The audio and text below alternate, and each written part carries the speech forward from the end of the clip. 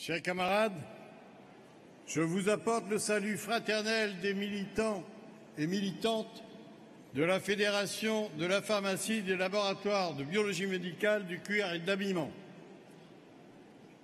Je suis content de me retrouver ici aujourd'hui et assister à ce congrès. Congrès, bien entendu, important, comme d'habitude, pour notre organisation. Mais d'autant plus que celui-ci a une particularité, celle de voir partir un secrétaire général et en arriver un nouveau. Avant d'aller plus loin, je tiens à formuler ici tous mes remerciements à Jean-Claude Mailly pour les 14 années qu'il aura passées à la tête de la Confédération au service des militantes et des militants. Je souligne avec force le travail qu'il a accompli durant cette période avec l'ensemble de son bureau. Après ces longues années qui ont été traversées par différents bouleversements, il a su néanmoins garder le cap pour garantir à Force ouvrière la place qui lui revient et conserver les valeurs de notre syndicat, un syndicat libre et indépendant. Merci pour tout cela, Jean-Claude. Merci également à tous ceux qui ont participé à cette dernière mandature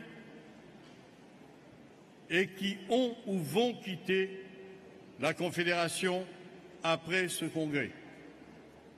Merci à vous toutes et tous pour votre engagement, pour le travail que vous avez fait pour notre organisation. Aujourd'hui, à cette tribune, je suis mandaté par les syndicats de la Fédération pour voter pour le rapport d'activité et le rapport de trésorerie.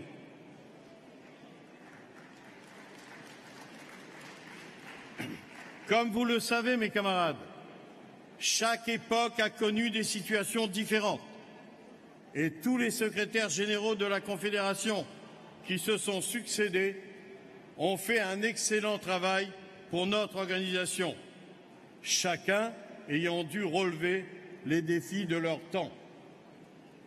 L'époque de Léon Jouot et Robert Bottreau, vous le savez tous, a été une époque importante, pleine de force et d'enthousiasme pour créer Force ouvrière, cette organisation où nous sommes aujourd'hui avec le succès que l'on sait.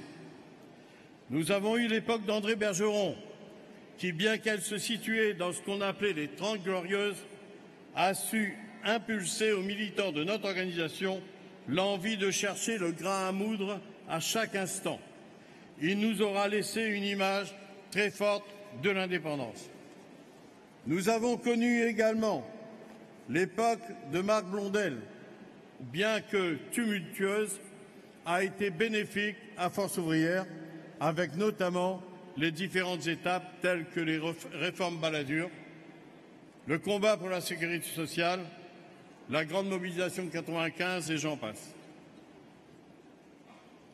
Aussi aujourd'hui, mes camarades, nous arrivons au terme de l'ère Jean-Claude Mailly. Quelques exemples des grands obstacles rencontrés durant cette période.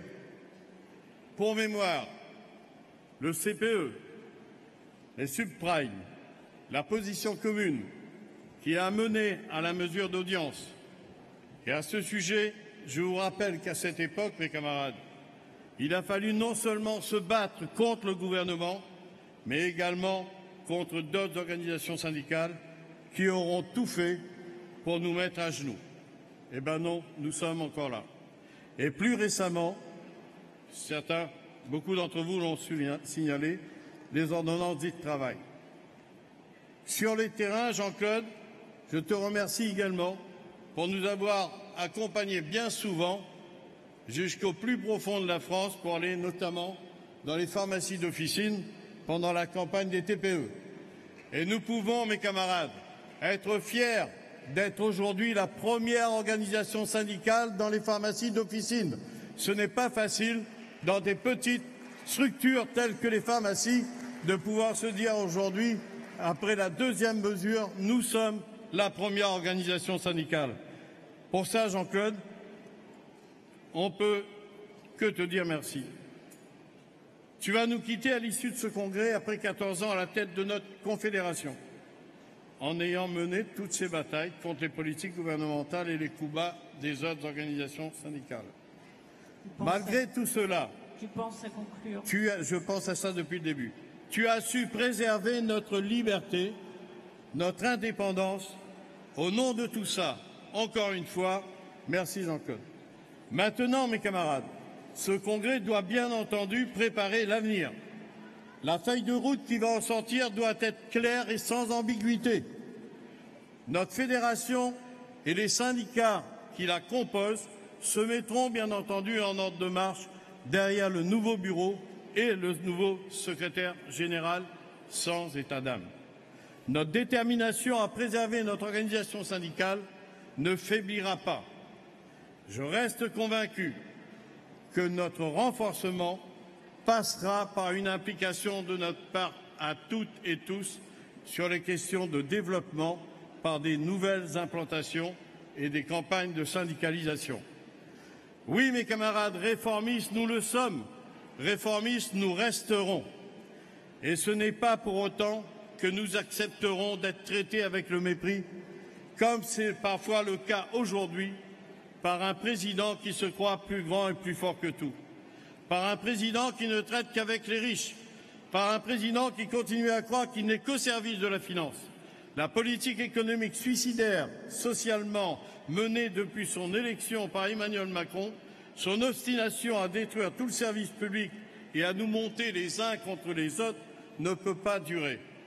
Cette politique sociale jusqu'au boutiste, nous devons la combattre en étant notamment solidaires avec les camarades dans la défense du service public. Si ce rempart de résistance tombe, il sera difficile pour nous, dans le privé, de reprendre le flambeau et d'y arriver. Mon cher Pascal, avant de quitter cette tribune, je me dois de te dire, en ayant vécu ce congrès, en ayant entendu toutes les interventions, en voyant tout ce qui s'est passé, je te souhaite du courage pour reconstruire notre organisation syndicale dès le 30 avril. Notre syndicat doit continuer à se battre avec conviction pour trouver sa vraie place, c'est-à-dire la première, celle qui devrait lui revenir. Merci, Nous devons rester un syndicat libre et indépendant. Vive la CGT Force ouvrière, vive la Fédération de la pharmacie du cœur d'habillement. Merci mes camarades.